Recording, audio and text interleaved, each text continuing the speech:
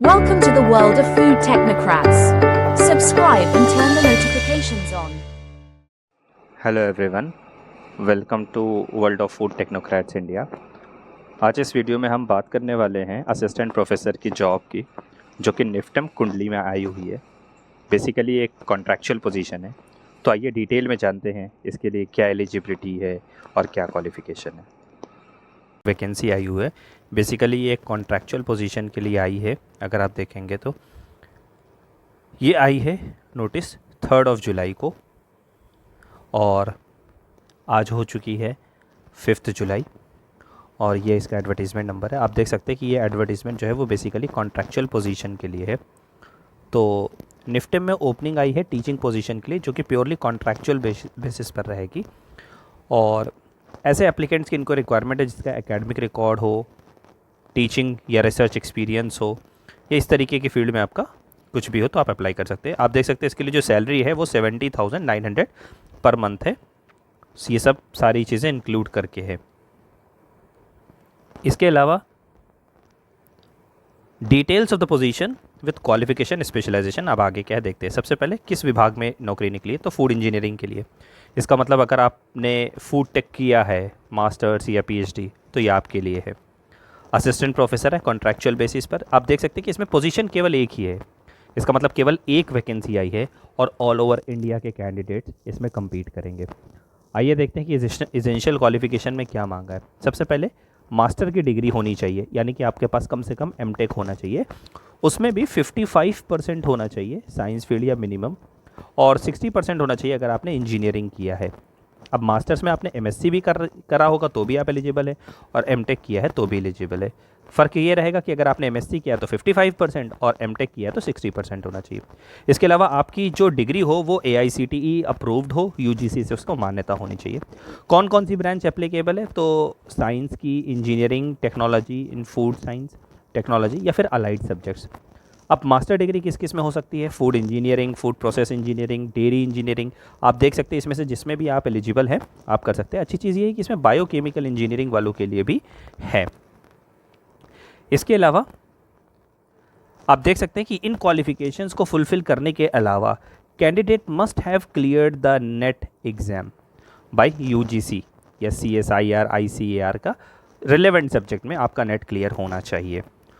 Notwithstanding anything above, the candidates who have been awarded a PhD degree in accordance with the UGC minimum standard जो भी होना चाहिए, amended from time to time। यदि आपने इसके अलावा PhD भी किया है तो भी आप कर सकते हैं, और फिर उसके लिए जो नेट की क्वालिफिकेशन रहती है वो आपके लिए एग्जामेशन है यदि आपने नेट कर रखा है तो।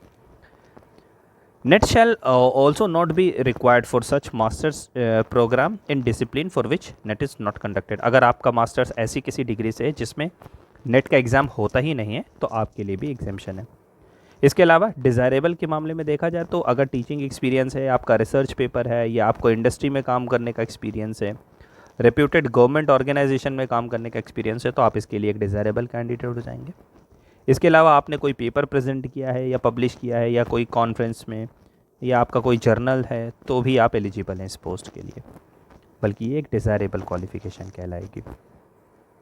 अब कुछ जनरल इंस्ट्रक्शंस देख लेते हैं। ये तो समझ में आ गया कि कॉन्ट्रैक्चुअल बेसिस की जॉब है, फूड टेक डिपार्टमेंट में है, असिस्टेंट प्रोफेसर है, 70,000 से ज़्यादा सैलरी है। ये कॉन्ट्रैक्चुअल बेसिस पर है, यानी कि केवल 1 ईयर, केवल 1 साल के लिए जॉब रहेगी, लेकिन इसे एक्सटेंड किया जा सकता है as per the requirement of the institute. इसका मतलब अगर इंस्टीट्यूट में जगह खाली रहेगी तो आपको 1 साल से ज़्यादा भी आगे एक्सटेंड किया जा सकता है। फिलहाल के लिए अभी ये कॉन्ट्रैक्चुअल बेसिस पर है। अब अगर आपको इसका एप्लीकेशन फॉर्म डाउनलोड करना है तो niftem.ac.in की वेबसाइट पर आप जा सकते हैं, वहाँ से आपको डाउनलोड हो जाएगी। एक स्टेप जस्ट पीछे इसके बाद जो एलिजिबल कैंडिडेट्स है वो अप्लाई करने के बाद अपने एप्लीकेशन फॉर्म को सेंड करना है प्रिस्क्राइब फॉर्मेट में। और किस वेबसाइट पर सेंड करना है, इस पर सेंड करना है, recruitment@niftem@gmail.com पर। और लास्ट डेट इसको भेजने की याद रखिएगा 15 जुलाई है। आज 5 जुलाई है, तो आपको कोशिश ये करना है कि जल्द से जल्द इसको फॉर्म फिल कर करके भेज दें आप इस जीमेल आईडी पर। इसके अलावा जो भी सिलेक्टेड कैंडिडेट रहेंगे उन्हें कंसोलिडेटेड सैलरी जो भी मेंशन किया गया पोस्ट के अगेंस्ट वो उन्हें दी जाएगी। Allowance such as DA HRA TA shall be payable, जो कुछ भी होगा वो उन्हें दिया जाएगा। अब बात करते हैं अपर एज लिमिट की। तो वो क्या रहेगा, हर पोजीशन के लिए जो भी पोजीशन उसमें दी गई है उसके लिए जो अपर एज लिमिट रहेगी वो last date of submission of the application पे ही काउंट होगी, यानी कि 15th जो है वही काउंट होगी। इसके अलावा applicants are requested to send the copies of all certificate, marksheet, अगर आपने कोई टीचिंग का एक्सपीरियंस है तो उसका एविडेंस, आपका कोई रिसर्च पेपर है या आपने पीएचडी कर रखा है, आपके पास नेट का सर्टिफिकेट है, या आपने कोई आर्टिकल्स पब्लिश किया है तो उसका कॉपी।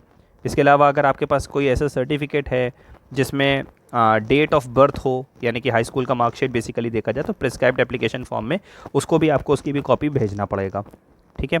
इसके अलावा कुछ और बातें, जैसे कि इनकम्प्लीट एप्लीकेशन अगर हुआ, बिना फ़ोटोग्राफ के आपने भेज दिया, बिना सिग्नेचर के, बिना डॉक्यूमेंट के, तो उसको एंटरटेन बेसिकली नहीं किया जाएगा।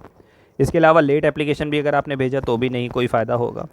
इसेंशियल क्वालिफ़िकेशन जो है वो मिनिमम है, इसका मतलब सिर्फ उसको रह लेने से आपको इंटरव्यू के लिए बुलाया जाए ऐसा ज़रूरी नहीं है। इसलिए डिज़ायरेबल क्वालिफ़िकेशंस भी अगर आपके पास हो तो आपको कहीं ना कहीं एक एज मिलेगी। इसके अलावा अब बात करते हैं कैंडिडेट्स की शॉर्ट लिस्टिंग कैसी होगी। ये केवल और केवल उस पैटर्न पर होगी जो यूजीसी बोलता है। अब कैंडिडेट्स की जो एलिजिबिलिटी है, एलिजिबिलिटी ऑफ द कैंडिडेट्स, ये कैसे डिटरमाइन की जाएगी, तो ये क्वालिफिकेशन के बेसिस पर, देन नेक्स्ट एक्सपीरियंस की बेसिस पर। इसके अलावा अगर आपकी कोई पब्लिकेशन है, सपोज करिए मेरे पास 3 कैंडिडेट है, कैंडिडेट नंबर 1, 2, 3। 1 के पास सिर्फ डिग्री है, सेकंड वाले के पास डिग्री के साथ एक्सपीरियंस है, और थर्ड वाले के पास डिग्री भी है, एक्सपीरियंस भी है और पब्लिकेशन भी है। तो इस केस में मैं थर्ड कैंडिडेट को इंटरव्यू के लिए बुलाऊंगा। तो ये तरीका होता है बेसिकली इंटरव्यू के लिए शॉर्ट लिस्ट करने का। इसके अलावा बेसिक क्वालिफिकेशन तो कैंडिडेट के पास होनी चाहिए, इसके अलावा जो एक्स्ट्रा है वो उसके लिए फ़ायदेमंद हो जाएगा एलिजिबिलिटी को डिटरमाइन करने के लिए। और निफ्टेम हर तरीके के राइट को रिजर्व करता है इसको कम और ज़्यादा करने का। इसके अलावा जो लास्ट डेट है एप्लीकेशन सबमिट करने की वो 15 जुलाई है, इस चीज़ का ध्यान रखें। इसके अलावा एक अंडरटेकिंग जो है वो कैंडिडेट को वो भी देना पड़ेगा साथ में। The publication submitted by them are free from any plagiarism and if any plagiarism is found later their candidature selection shall be rejected और कैंसल्ड। मतलब आपने जो चीज़ दिया उसके लिए एक अंडरटेकिंग दे दीजिए कि आपने इसमें प्लेगरिज्म फॉलो किया है। अगर किसी भी तरीके का प्लेगरिज्म बाद में आता है इसमें तो रिजेक्ट करने के लिए पूरा उनको हक रहेगा।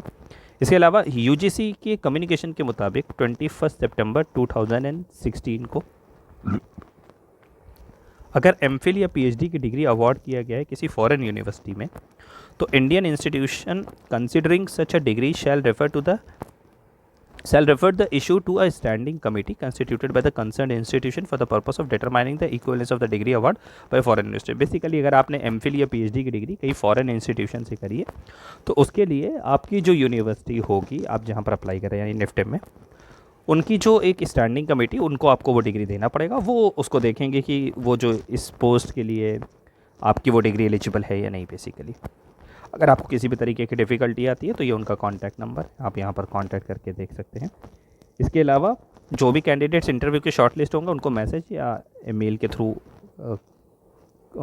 आगे फर्दर बातचीत की जाएगी। तो यही था इस वीडियो में। आई होप आप में से जो भी इसके लिए हैं एलिजिबल वो अप्लाई ज़रूर करें। इट्स अ गोल्डन अपॉर्चुनिटी और अच्छी है, गवर्नमेंट जॉब है, बेसिकली कंट्रेक्चुअल बेसिस पर है, बट ठीक है, आपको अगर एक एक्सपोजर मिलता है तो आप लाइफ में आगे भी बहुत जगह जा सकते हैं। याद रखिएगा ये जो वैकेंसी आई है ये केवल और केवल निफ्टेम कुंडली के लिए है, दैट इज़ सोनीपत हरियाणा। ठीक है।